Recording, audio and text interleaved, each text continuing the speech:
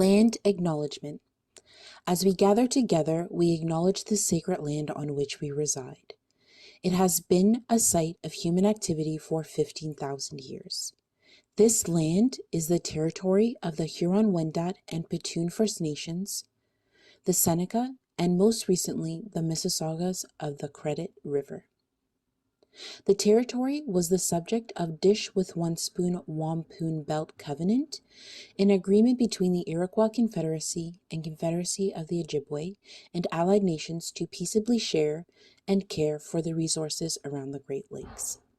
Today, this gathering place is still the home of many Indigenous people from across Turtle Island, and we are grateful to have the opportunity to work in the community on this territory.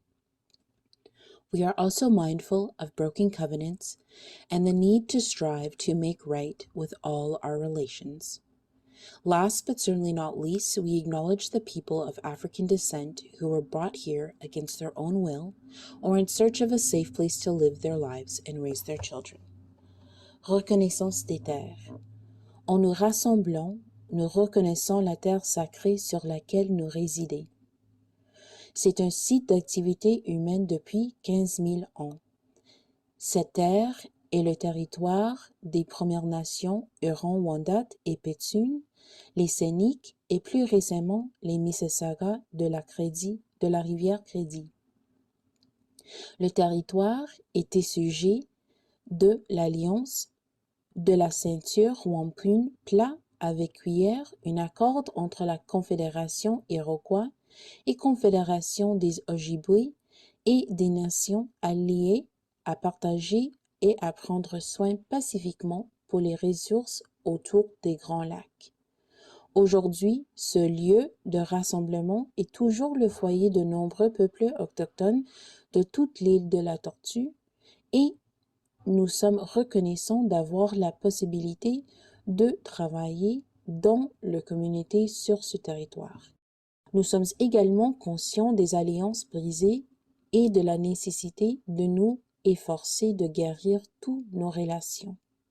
Dernier point, mais non le moindre, nous remercions les personnes d'ascendance africaine qui ont été amenées ici contre leur volonté ou à la recherche d'un endroit sûr où vivre leur vie et élever leurs enfants. Good morning, everyone, or good afternoon, depending on where you're joining from. How is everyone doing? Let me see in the chat, how are you doing today? My name is Moy. I have the honor actually of being the host of today's session, Black Women in Aviation, as we continue the celebration of History Month. I was about to say Black History Month, of Women's History Month.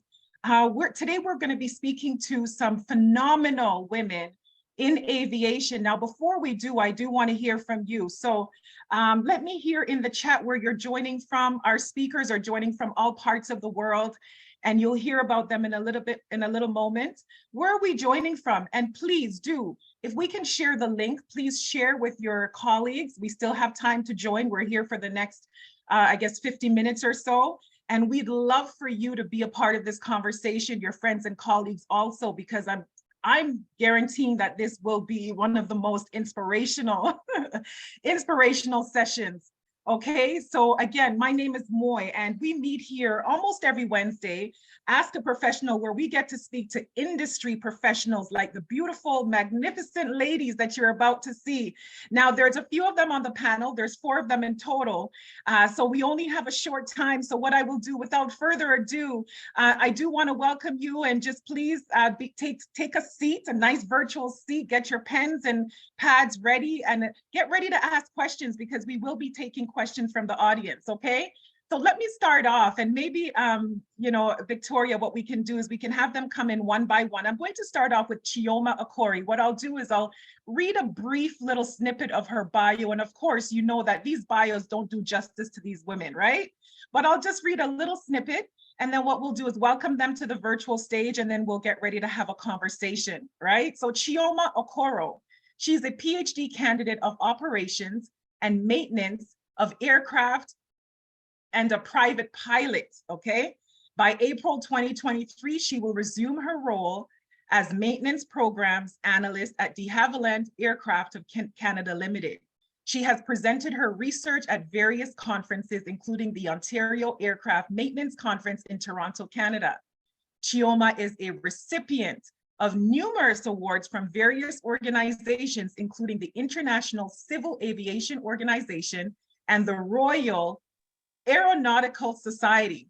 She also serves as the president of Junior Board of Northern Lights Aero Foundation, a member of the Young Scientists Association, Speakers Bureau of the BC Aviation Council, chapter vice chair of BC Coast 99s and the membership committee of the Urban Pilots Network. Listen, if you're here, I told you to share the link, but let's give a round of virtual applause to Chioma Okoro, okay? And did we? Okay, perfect. Okay, so Chioma, we welcome you to the virtual stage, and I will then move on to Sawsan Salim. She grew up in Sudan, just next to the Khartoum airport. She used to see planes fly in and out of there and was always curious about how this big mobile went up so high. Years of curiosity and zeal to study communication and navigation passed, and she earned her engineering degree from the University of Khartoum. Her first job was as a maintenance engineer with Sudan Airways, Sudan's national courier. After that, she finished aircraft MEL and worked as a quality assurance engineer and deputy base manager for Canadian Helicopters Company. She developed her quality assurance skills at CHC, where she completed facility audits, prepared weekly aircraft activity reports, and monitored mandated compliance. From Africa to Asia, she worked as a quality assurance engineer auditor for Qatar's Gulf Helicopters Company. After relocating to Canada, she began working with AAR as a quality assurance auditor in 2019 and was promoted to quality assurance supervisor in 2021. Listen, a round of applause for her as well. Sawsan Salim, thank you so much for joining us today, okay?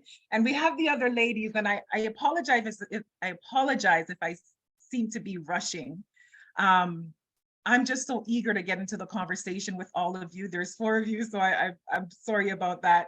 Oh, that is okay. So your daughter might be on the line. I'm glad to see that. Okay, what an inspiration.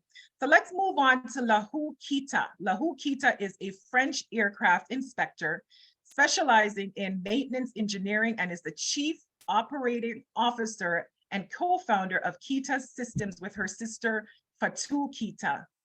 Keita Systems was founded in 2011 with headquarters in Nantes, France, and since 2019 with a subsidiary in Quebec City.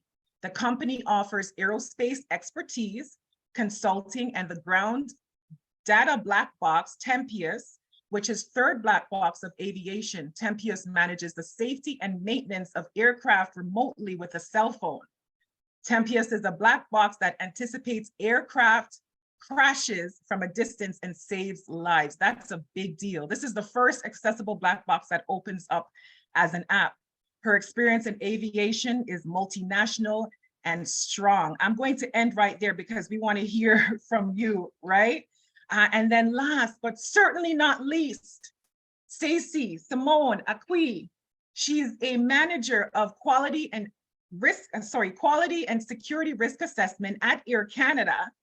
And she's also involved in student programs and development at Black Aviation's Professionals Network. Growing up in a Trinidadian family of airline professionals with deep love for travel, it's no surprise that Stacey-Cymone Aqui found herself in aviation. With almost 25 years in the aviation industry, and I know she only looks about 25, right?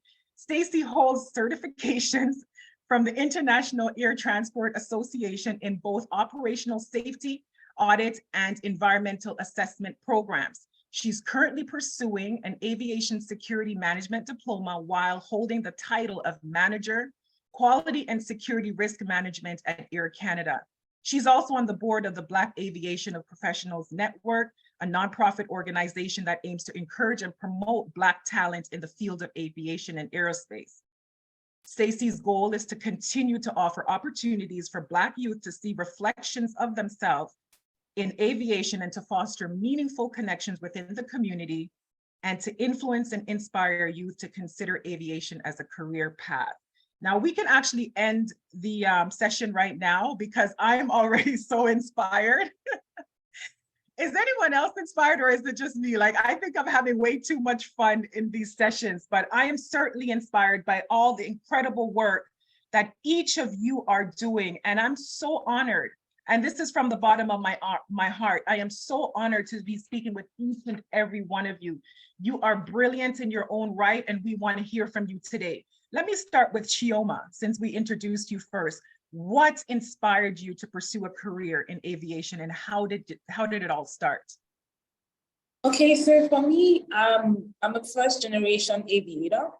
That means I don't have any parents, grandparents, my whole ancestral line. No one ever ventured into aviation. Sorry, it's raining right now. And I don't know if you all can hear the rain. I'm so sorry, but I'll try and speak out loud. You're fine. So for me, I actually started out wanting to study medicine. But when the scholarship I had applied for in my home country, the results came out, I couldn't get into medicine. They were not going to offer that, but they were going to offer any engineering course. So I look at the list and I see something in aerospace and I'm like, oh, that's cool. And that was it for me. I hopped on a plane age 19. I moved to Ukraine, learned Russian and Ukrainian, enrolled at the Aerospace Faculty of National Aviation University, got my bachelor's and master's, started my PhD, moved to Canada, and here we are. Wow, wow, wow, wow. Stacey-Cymone, what about you? What was your experience like? How did you get into it? Well, I mean, we heard that you had your family of professionals in aviation, but tell us a little bit more about that. So, I mean, my original career choice was never aviation. In fact, I was teaching preschool before I even started. But, you know, as you mentioned, I have family in aviation. My mother worked in aviation. So from a very young age, I was able to travel the world. And once you get bitten by that bug, it's hard to forget. So as I got older, I just, said, let's see what can happen. Let's see where I can take some of my studies and bring it over to aviation. And I was really fortunate to be able to merge those two loves together. That is incredible. Thank you so much for sharing that. And I know Sawsan Salim has an incredible story. You live by the airport. Yeah, hi everyone. Yeah, as I mentioned, I live by an airport. So the first things when I was a young girl seeing is that big toy or mobile that's reaching high, and I want to find an answer for how does it reach high. And so it was always in my mind, I want to learn on that field, although my family was not from that aviation background. So the dedication and following the dreams of what I want, it's the main things of pushing me to make it happen. Although it wasn't easy in my country, it wasn't the road that someone was going on before me and I'm following. But the support I get from my family, my dad, my parents, my brother and sisters, in that it's always you succeed in what you choose to succeed on, or the line you choose, was behind of my dedication of I need to prove myself. And I managed to go through a lot of, I don't want to say obstacles, but like little pushback from the environment on that's not for you as a lady, you won't be able to work in the engineering, it's shift work, the shift will be all men, how you will be able to do that, but how you will be able to go and check the equipment in the aircraft, but it's not at all. Everything we can do, everything man can do, woman can do. It's just you need to focus and follow your dreams. We are capable, if not the same like them, men, maybe more. That is amazing. Thank you so much. Thank you so much. That is, again, Let's hear in the chat. Lahou, Keita. Now we talked about how they all started, and Sawsan sort of touched on some of her challenges. What about you? How did you start, and what were some of the challenges that you faced as a Black woman? In fact, what inspired me a lot is that when I was little, I used to travel a lot with my parents, my 4 sisters, and I loved the takeoff and landing phases, and it gave me strong sensations of happiness. And because my dad used to, let's say, explain me and teach me how to repair and maintain the equipment of our home. Then when I was really excited to do some technical troubleshooting with him, who used to challenge me, and that experience with my dad, who was a surgeon, educated me. And when I started my career in France at the weight and balance department of Paris Charles de Gaulle Airport, one of the biggest airports in Europe, it was easy because I had this technical background that my dad taught me. And the biggest challenge, I would say, for me, was to protect my innovation, which is a major innovation in aviation, in order to not have it stolen by countries, large aerospace organizations. So that was the biggest challenge, because the industry does not want to give a sign that a Black woman has created the third black box of aviation. Actually, 2 Black women have created the third black box of aviation to complete the safety parameters of the 2 black boxes on board. And the second biggest challenge was to be respected as the inventor of the third black box. And it was sometimes difficult also as a project leader during maintenance projects with my colleagues to be respected. And there were some frictions sometimes, and that's one of the reasons which motivated me to create my own company. That is incredible. Wow. Chioma, I want to hear about your challenges that you faced when you started out. Oh, there were so many of them.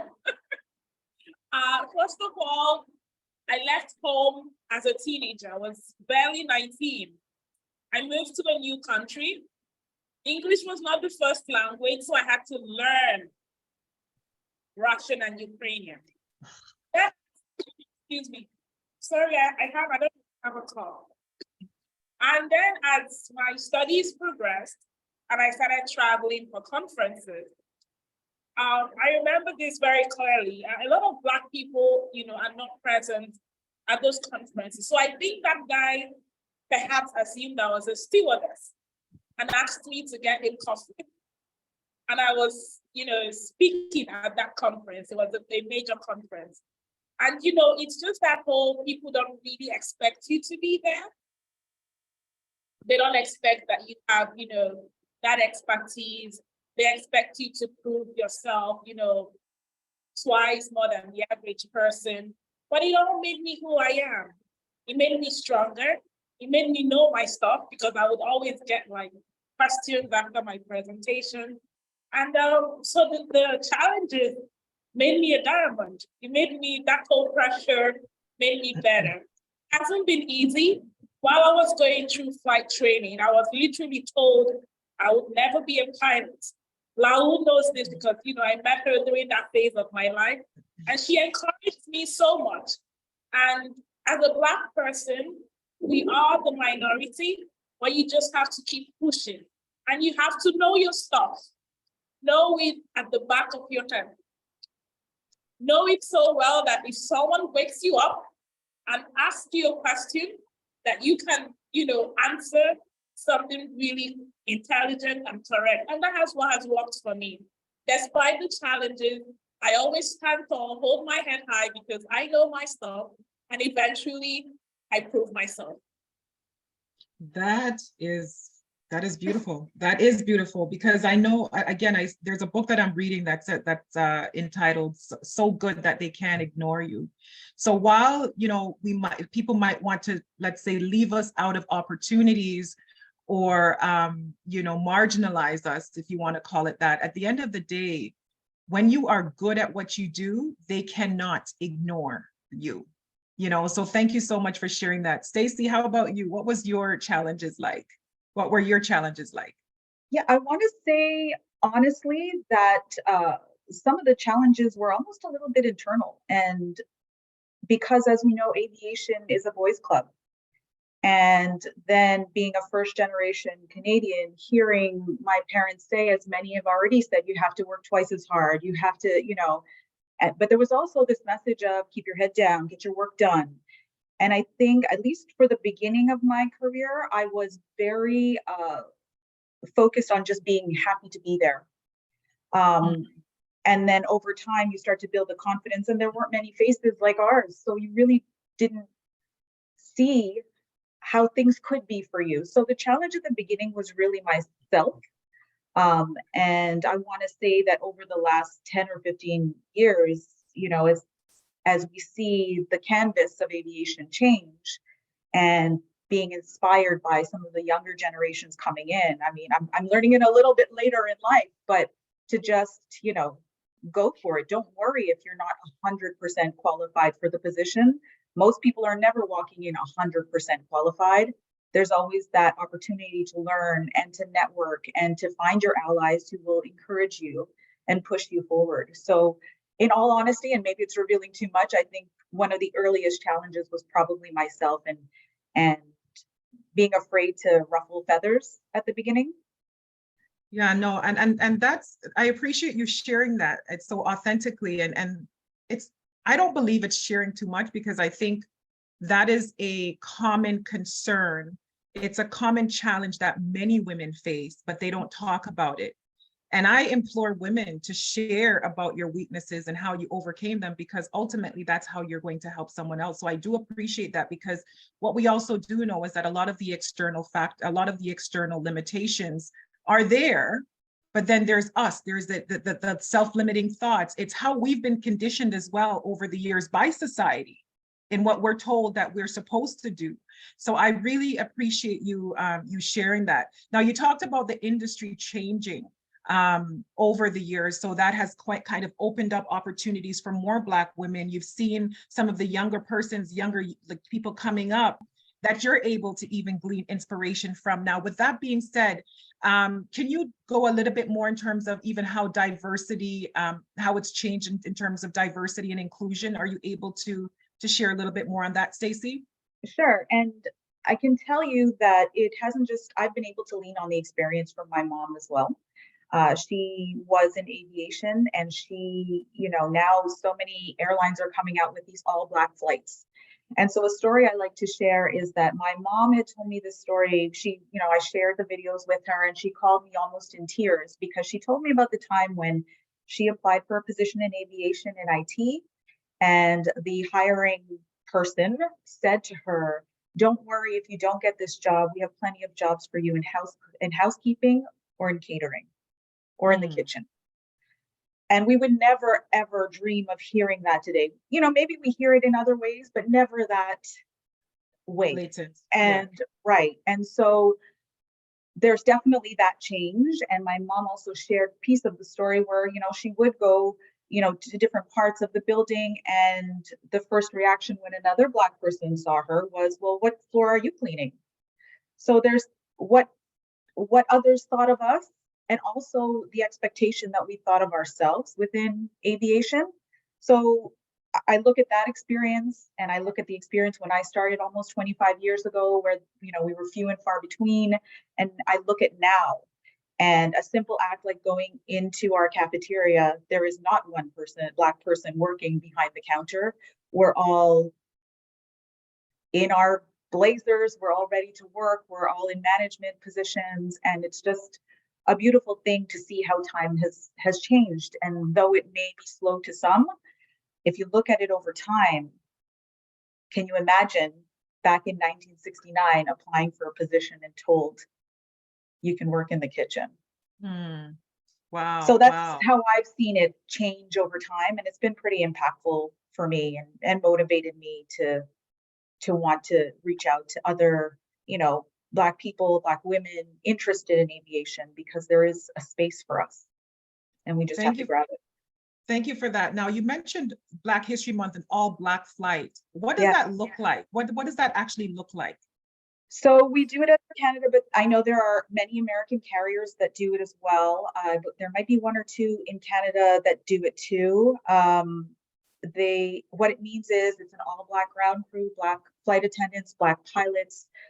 Everybody who's managed and dispatches that flight is Black. So it's and we're not used to seeing that. But if I could tell you the energy that surrounds that event it's magical. That is certainly amazing. Now, Sawsan, how about you? You talked about some challenges previously as a woman, but from a diversity and inclusion perspective, even being a Black woman, because there's intersectionalities, right? As we talk about, let's say, anti-Black racism. What are some of the changes that you've seen over the years? Yeah, when I started ferries, especially in my country, in Sudan, and I was once I was working in a Canadian helicopter company, and I remember we were in a building where the offices in the first floor and the pilot housing in the same building up, and there was one pilot who was coming from the field going, and he was talking to me, expecting I'm working maybe as cleaning or something in that office. So, and he was asking about something about the food. And then I say, I'm working here, the quality manager. And he was like, what? Do you have aviation background? I said, yes. And I have aircraft maintenance engineering license. And he was like, where have you studied that? Is it here in country, in Sudan? He was shocked, like, African woman, lady to be in aviation, it was shock for him. So that's compared to what I can see now, like working in a company like AAR, where I can see the diversity and I can see they are supporting the woman in the aviation. And it's working as quality, the same things where my job required me to go and talk to the engineer about kickback or correction that they need to do. And it's not easy, I feel sometimes, to some of the men to accept it, of seeing a lady, African woman coming to correct or say that's not how it should be done. Maybe they believe the knowledge will not be up to what they know, but I get the support from AAR, to be honest. And above all this, I have support from my family now. My husband is working in the aviation, so he's a pilot.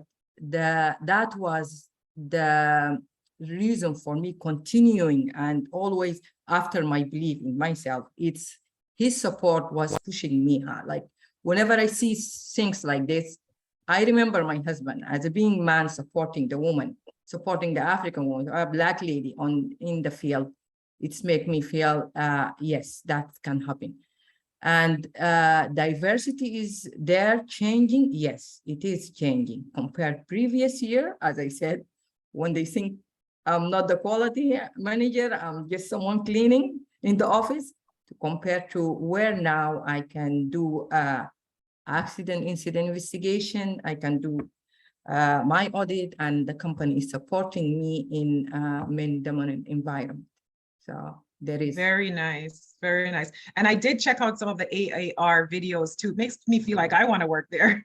Seems to be a very inclusive environment. Yes, yes. So thank you so much for sharing that. Now, Lahou, I want to hear from you in terms of how you've navigated some of the stereotypes. So we've heard of some stories of cleaning ladies and so forth. How have you navigated some of the stereotypes and biases in your career? Yeah, it's, I mean, I often practice humor.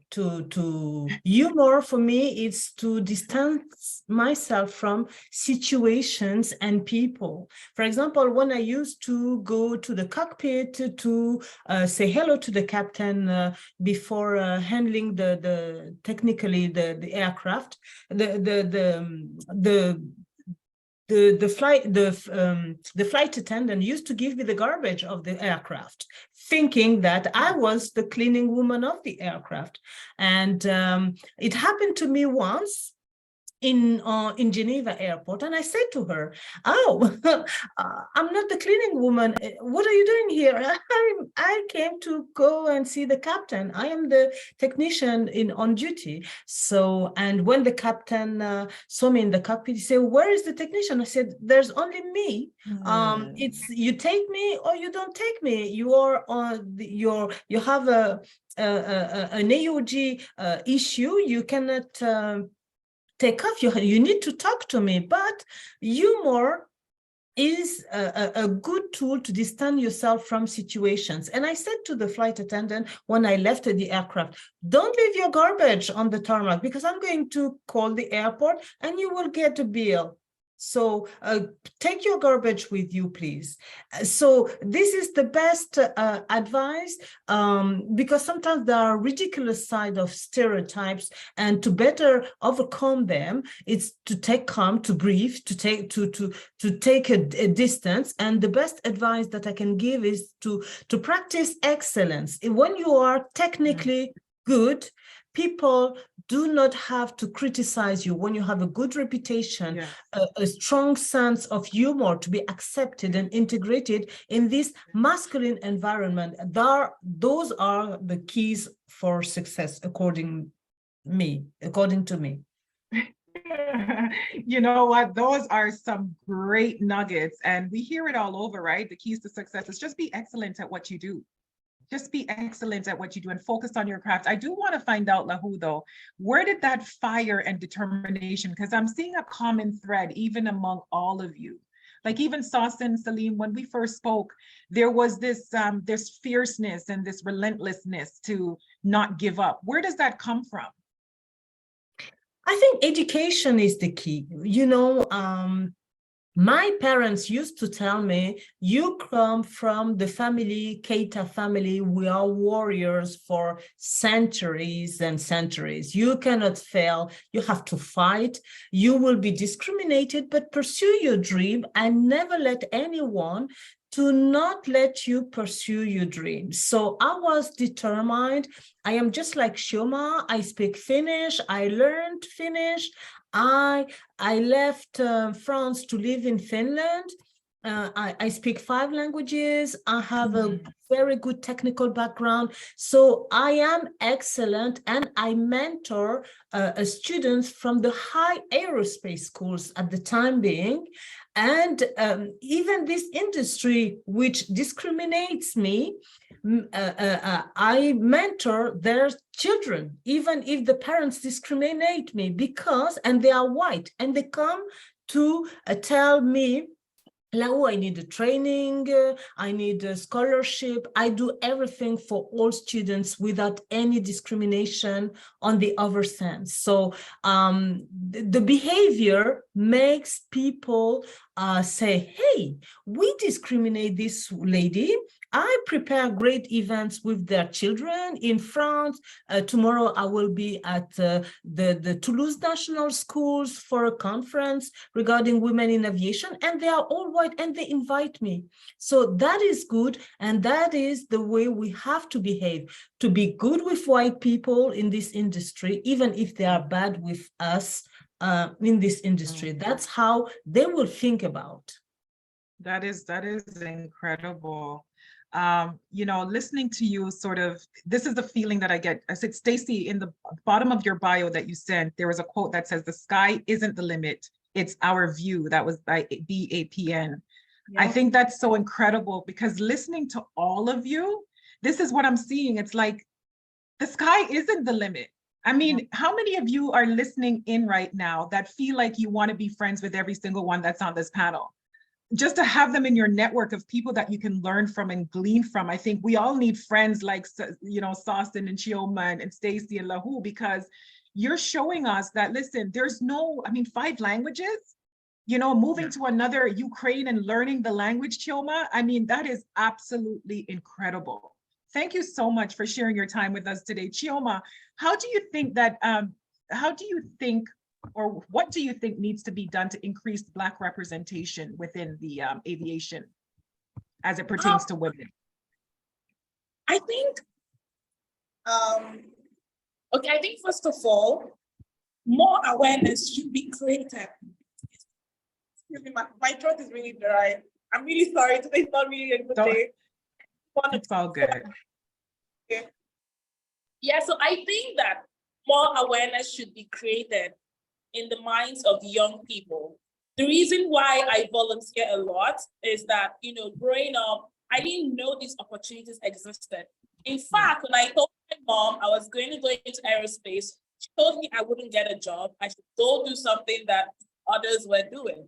You know, up until I finished my master's, my mom didn't quite understand what it is I was doing, but she was being a good mom. She supported, you know, she called me all the time when I had a challenge, you know, I would, you know, reach out to her. And these days she's like, I can't believe it. Like, I didn't know that, you know, women, Black people, not to talk of women, to do what you were doing. So I think that, you know, more awareness should be created from the young people. That's why I go to schools. That's why I'm on speakers bureaus. I'm on various boards that, you know, promote these opportunities, that plant the seed in young people. Wow, wow, wow, wow. I'm gonna do a, sorry, I didn't, Yeah, so, we didn't hear. So, you see that I do a lot of that.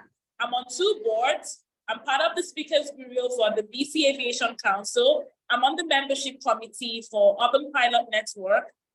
Through them, I still go to schools. I've spoken at lots of events, you know, encouraging young people, children, you know, especially people who feel like they don't have someone that looks like them in the industry to tell them, oh yes, you can do it. I remember being at one event and a young Muslim girl, you know, her worries was like, can I fly with my hijab? And I told her, of course you can. You know, Qatar Airways employs lots of Muslim women, and I see them, they tie their hijab. And, you know, for her, that was really important. So imagine if someone told her, oh no, you can't. That would, like, you know, she'd be like, okay, I'll just look for something else to do. So I really believe in planting the seed in young people and mentoring. You know, there were mistakes that I made that, you know, because I didn't have people in the industry. But over time, I found my own community. Now, I know if I had that when I was much younger, perhaps I would have been better. Perhaps maybe the reason why I turned out the way I was because I didn't have. I don't know what it would have been, but I believe in planting the seed from when people are young. Let's all go out. Let's mentor. Let's be big brothers and big sisters to the younger people. Thank you so much for that. And I'm going to take this opportunity just to, in Jamaica, we say big up. So we're giving respect and honor to the BBPA for the amazing work that they're doing, the leadership staff who's putting these events together, because I'm telling you, I certainly know, just being the host here, that my life has changed based on all the content, and this is like real good content that we're getting as it pertains to developing ourselves, our businesses, and being exposed to something like aviation. I don't believe I've ever been a part of a discussion like this, and that's why it's such an honor to me. So the BBPA, I big you up, I honor you. I'm so grateful to be a part of your team, and to welcome amazing, individuals like the ones we're talking to today, to hear more about these things that we don't often hear about. And this is where it starts, Chioma, is what you're saying, is the awareness, raising the awareness. And I hope that we'll do more of that. Sawsan, I want to ask, apart from awareness, is there anything else that you can recommend in terms of increasing the representation of Black women within the industry? Yeah, I believe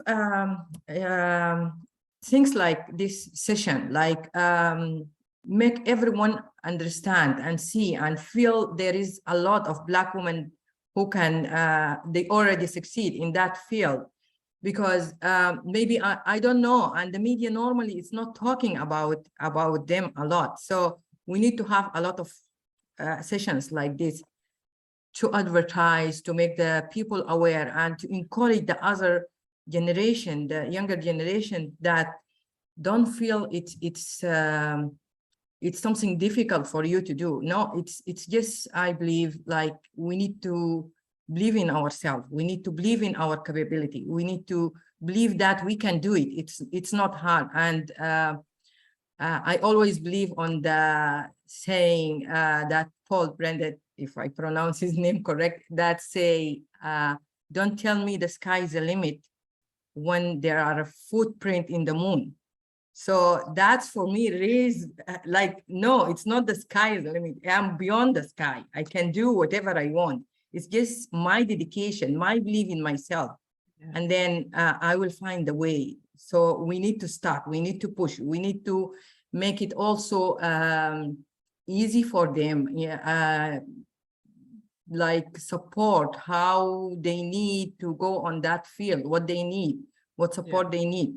Target them in schools, in universities, in every place, because the environment is not making it easy for them. The environment is not telling them you can do it. So we need to do that.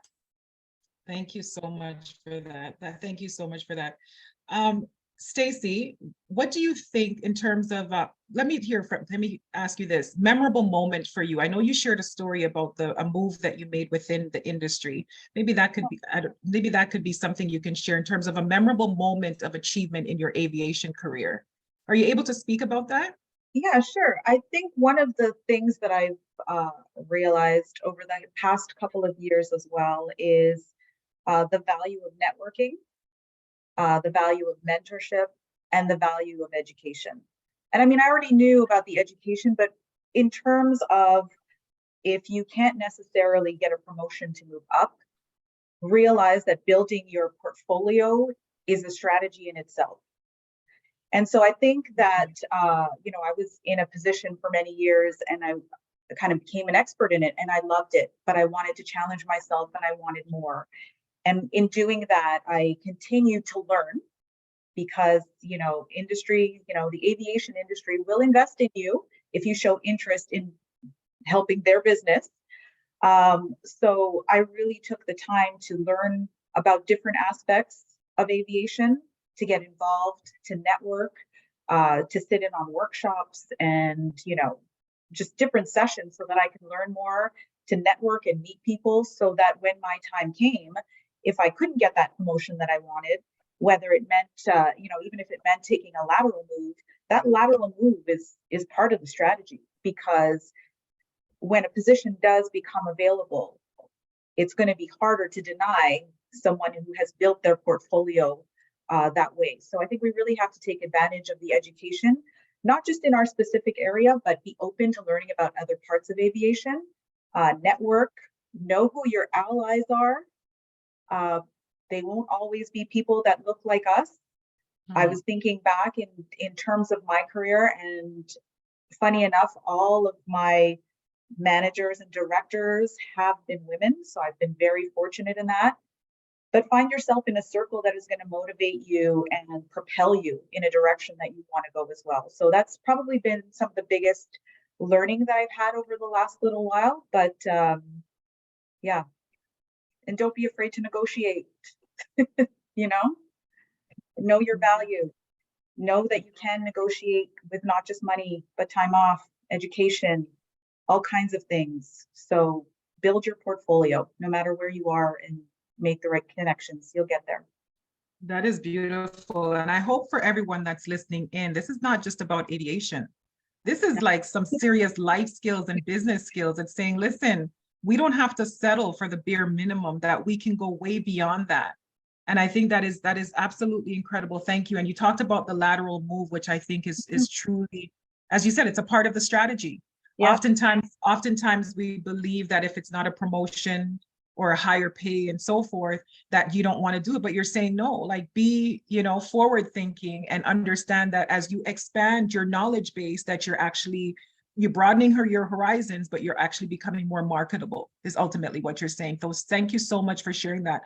Lahou, I mean, you have all shared nuggets, like in everything that you said, you've all shared nuggets in terms of the skills and qualities. Even your very aura and existence and the words that you're speaking tells us the skills that people need to have in order to pursue a career in aviation. But what do you think, I'm going to ask this, what skills and qualities do you think are essential for success in aviation? I mean, you've all sort of exhibited and displayed it by what you've said, but is there anything else that you can share? Yeah, I think that the skills and qualities that you need, that are really essential are excellency. You have to pursue excellency, consistency, a good behavior at work. That includes, for me, because I'm an aircraft inspector, the respect of rules and procedures for aviation safety. If you do that, you will be integrated in the network, you will be respected. And to tell you the truth, the memorable moments and achievement in my career that I have is that I tell you, I knew that I had succeeded in my career when I equipped the first new aircraft in 2017 from the manufacturing with my ground data black box Tempeos. And the customer, the client of the aircraft, asked the manufacturer that I be at the ceremony of the delivery of the aircraft in the hangar. In front, I was the only Black female in front of all those white people. We all drank champagne at the ceremony, shared a great moment of conviviality before the plane took off a few hours later to its country of operation. And that came from excellency. Now, let me ask you a question. Yeah. Go ahead. Did you want to finish your thought? I finished. You know, you're all sounding so very inspiring.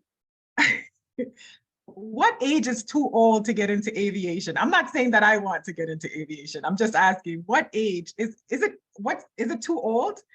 Hypothetically, if you're a 40-plus-year-old woman, is it too old to get into aviation? Oh, she's No, frozen. I don't think so. I don't think so. It depends, because you have numerous positions in aviation.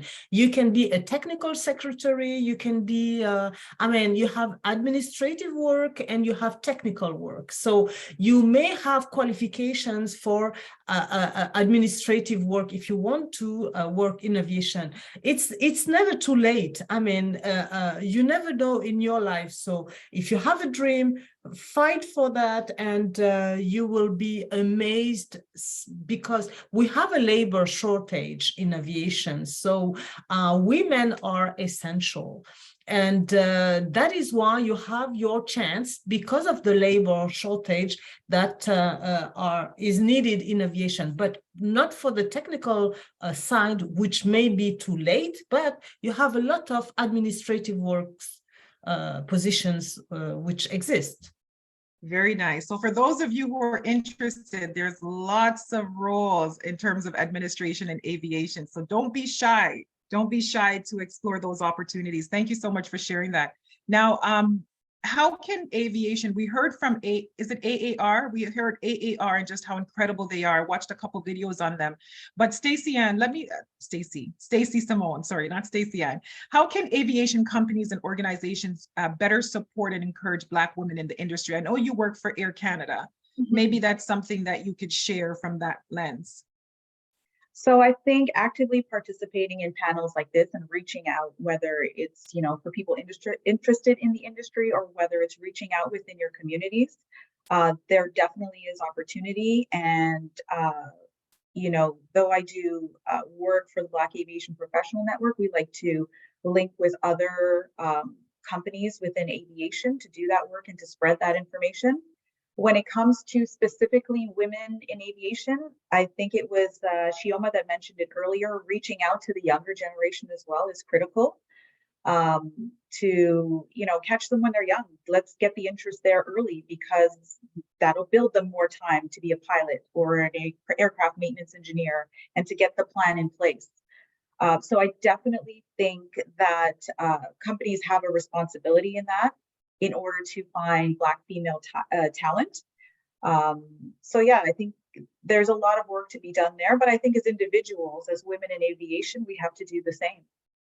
Within every little bit of contribution is part of the bigger picture. So we can't necessarily wait on the industry to do it. Sometimes, many of us have been inspired by each other, and we have to continue to do that and to spread that. Do you have similar thoughts, Chioma, or would you like to add to that? No, I share similar thoughts. I can't think of anything else apart from touch them young. Companies should be more intentional and much more supportive, and not just, promote the whole diversity stuff, but to take active steps in not just only inviting this talent, but also retaining them. The workspace should be comfortable for them. Their co-workers should, be taught how to treat them, because Black people also complain about passive aggressiveness at work, lower pay than the average person. So it's not just about attracting, but also retaining this talent is also very important. Very nice, very nice. Now I see a message here in my private chat saying, Stacey, can you please tell us more about the program? So I believe that's the not-for-profit that you're a part of. Maybe there's a link that you can share. So for the audience members, they can tap into that link maybe to get exposed to some of what you're sharing. Sure. Right? So Black Aviation Professional Network is a nonprofit looking for Black talent, wanting to, motivate and mentor. We have quite a few programs on there, sponsorship programs on there as well. So if you are interested in being a pilot or aircraft maintenance engineer, there are some scholarships that are set up in there. But as well, what we do is we have connections right now, primarily in the Toronto district area, where we connect with their school board and their Center for Black Excellence, Student Achievement, and we do activities together to really engage youth into the world of aviation and aerospace. So if you're looking for the website, it is THEB like Bravo, A like Alpha, P like Papa, N like November. That's some aviation lettering for you, .ca, and you'll be able to see everything that we do. We also have something that's relatively new, where if you're interested in aviation, you can go on and create a profile for you. And the hopes is that we can have clients come on, and if they're looking specifically for Black talent, they will be able to find you. So definitely take a look. There's a lot going on, and I mean, it's work, but it's so much fun to see all the talent coming in. So. No, it sounds incredible. Thank you for the work that you're doing there. Are you able to just maybe type that into the Sure. chat? Yeah. I think someone's asking for you to repeat it. I can see my now, if daughter there's is any. asking. Yes, any other questions, please do share. We have a couple minutes left with these incredible women. Please share your questions in the chat. I'm certainly inspired. Okay, so we have the website there, so it's thebapn.ca, and that's GTA based is what you're suggesting, Stacey? It's a lot of the activity happens in the Toronto area, but we run activities and are involved and collaborate with other organizations. We've collaborated with Yahoo to try and get some activities going as well. So, across the country, we get requests all the time to get involved. So perfect. Yeah. Perfect. So Juliet, you got that. Asil, you've got that. Thank you so much. Now, we're going to close off in just a few moments, but before we do close off, I'd like to ask each and every one of you, I know I started off with Chioma. Maybe Chioma, maybe you can share with us, what advice would you give a young Black women who are interested in pursuing a career in aviation? I'd like to get all of you to weigh in on this question. What would you, you've said a lot and you're all pretty saying the same thing, which is incredible. But is there anything else that you would tell a young Black woman who's interested in pursuing a career in aviation? I would say, just like Lahou mentioned, and this is what has worked for me, consistency. I still study every day. Nice. Consistency. Know your stuff. Be very serious. Know your stuff, be very serious. And of course, plant yourself in a community. You can't do it by yourself. Go out, meet people. Everyone has something that they can teach you and will teach you. So for me, it's been consistency and community. These two words, consistency and community. Beautiful. Lahou, Keita, what are your final words to encourage a young Black woman who wants to pursue aviation? Yeah, I would say like Chioma, first of all, never let anyone discourage you from pursuing your dream in aviation. It's essential to register with aerospace associations, to network and find mentors who will open the industry's doors so that you can succeed. If you don't have someone to open the doors, don't be isolated on your way. We are here to support you, to open you the doors. That is essential, and be excellent so that nobody will criticize you and the doors will be open for you. Beautiful, beautiful. Now, can any of you answer this question, this last question we're going to take in the chat? How does a professional best transition to aviation by merging existing skill sets? I think Stacey had touched on this earlier. Yeah, I mean, there are just so many positions in aviation. I mean, most people don't necessarily think that there's IT, there is HR, and these are all, they all have places outside of aviation. It's just learning new terminology. So don't ever be afraid to try, and don't let anyone ever tell you you can't, because those skills are transferable. Like I said, I went from a preschool teacher to working in aviation. You would, you know, along the way, I was able to teach, you know, staff and give quality assurance courses. You can, every step along the way will get you to where you want to go in your journeys. Don't ever think that your skills are not transferable. They most definitely are. And where you start may not be where you end. Just continue to build on that. So, you know, whatever skills you have, you will find those kind of industries in aviation. You most definitely will. You'd be surprised. Everything from how to work social media to how to fix a plane, right? So there are skills that that can touch on every position. So don't be afraid. Thank you so much for that. Now I am going to go to Sawsan last, but in the meantime, are you accessible by like LinkedIn and so forth? I do see a few people. Okay, perfect. I think Lahou, you're already ahead of the game. So if you can just maybe share your LinkedIn profile there, or maybe just take the names. If you look them up on LinkedIn, you should be able to connect with them. That is absolutely incredible. So we'll close off with you, Sawsan, with the question of what advice would you give the young Sawsan Salim, the young Black woman who wants to pursue a career in education, or sorry, aviation? Okay, the advice I would say, yeah, believe in yourself. Believe in yourself and your capability, and don't ever think there is something for men and something for women. No, you can do with it whatever you want. And if the road is not that clear for you, build your road, build your path. Don't wait for someone to build a path for you. Build your path, and then you start and you follow your dreams, believe in your capability. And as I mentioned before, remember, don't tell me the sky is the limit when there are a footprint in the moon. So you can reach whatever you want. It's just your dedication that will make it happen. You just need to make your decision and decide where you want. Any field, you can do it. Believe in yourself. What a way to end off. This is not our last session for the Women's Month series, but we do have another session coming up next week. But this has been such an honor. It has been so incredible just to meet with individuals like you. And I'm not just saying that. Like I think I said to Stacey, I'm like, Stacey, can we be friends?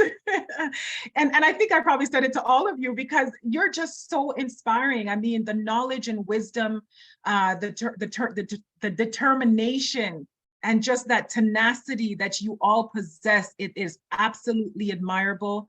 And I commend you and I just honor you for the wonderful work that you've been doing in aviation. Thank you for your time today, Stacey. Thank you, Lahou, Chioma, and Sawsan. Thank you for sharing with us at the BBPA. We are truly grateful for your presence here, and we certainly hope to have you back again. Thank you.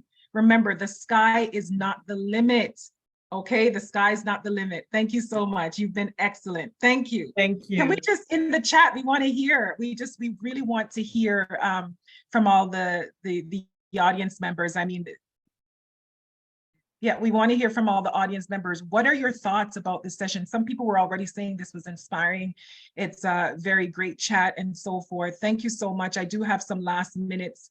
Amazing. Thank you. Okay. Thank you for your time and dedication. I'm getting private messages as well.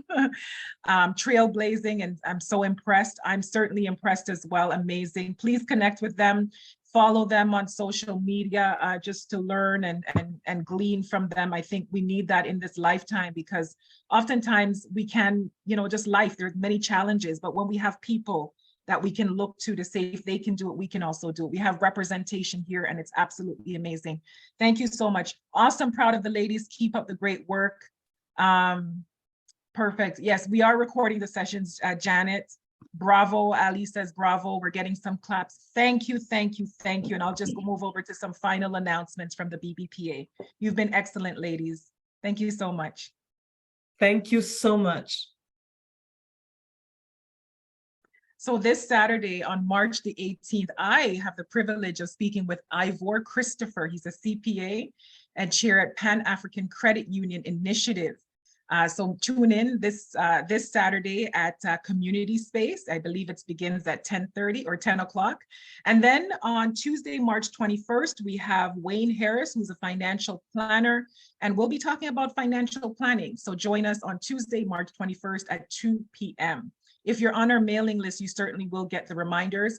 And then next week, as we close off International Women's Month of 2023, I, once again, have the privilege of speaking with Black women in trades, Black women in trade. So join me next Wednesday at 12 p.m. Eastern Standard Time as I have this conversation with Black women in trades. You all have been so incredible, so amazing. Thank you for your engagement in the chat. I look forward to seeing you next week. God bless you on behalf of the BBPA. We love you, and just keep sharing with your family and friends, okay? Take care. Hope to see you soon. Thank you, Moy, for everything. My pleasure. Thank you, everyone. Take care. Thank you.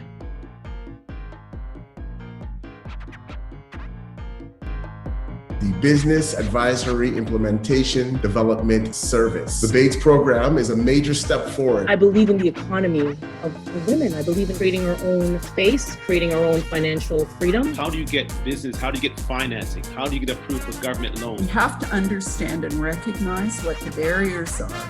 And then we work to break those barriers down. We're going to sit with you and we're going to wrap you around the best experts we have. So time is money. The more time you lose, the more money you're losing. Success does leave clues. And if you pick up on those clues, you too can ascend in that same path. As an organization, we've really made specific efforts to help you pivot so that you can thrive.